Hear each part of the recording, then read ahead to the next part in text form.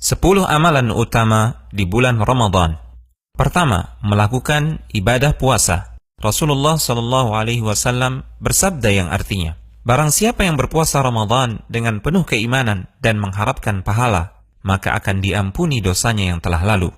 Kedua, melakukan salat malam, salat tarawih dengan berjamaah. Rasulullah SAW bersabda yang artinya, barang siapa yang salat malam di bulan Ramadan dengan penuh keimanan dan mengharapkan pahala, maka akan diampuni dosanya yang telah lalu. Ketiga, memperbanyak sedekah dan kedermawanan, seperti memberi makan fakir miskin, membantu orang yang membutuhkan, memberi makan orang yang berpuasa saat berbuka, dan lain-lain. Rasulullah SAW bersabda yang artinya, barang siapa memberi makan orang yang berpuasa, maka baginya pahala seperti orang yang berpuasa tersebut, tanpa mengurangi pahala orang yang berpuasa itu sedikit pun. Keempat, memperbanyak membaca Al-Quran. Bulan Ramadan adalah bulan Al-Quran, karena pada bulan Ramadan, Al-Quran pertama kali diturunkan. Sebagaimana firman Allah Subhanahu wa Ta'ala yang artinya, bulan Ramadan adalah bulan yang di dalamnya diturunkan Al-Quran sebagai petunjuk bagi manusia, dan penjelasan-penjelasan mengenai petunjuk itu, serta pembeda antara yang hak dan yang batil.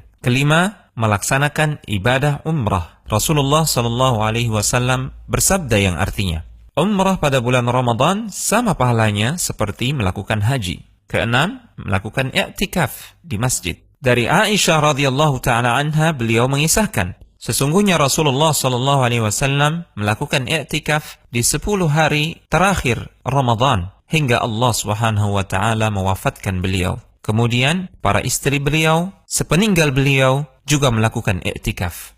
Ketujuh, mencari keutamaan Lailatul Qadar dengan bersungguh-sungguh dalam beribadah. Rasulullah SAW bersabda yang artinya, barang siapa yang salat malam pada malam Lailatul Qadar dengan penuh keimanan dan mengharapkan pahala, maka akan diampuni dosanya yang telah lalu. Kedelapan, menyegerakan berbuka puasa dan mengakhirkan sahur.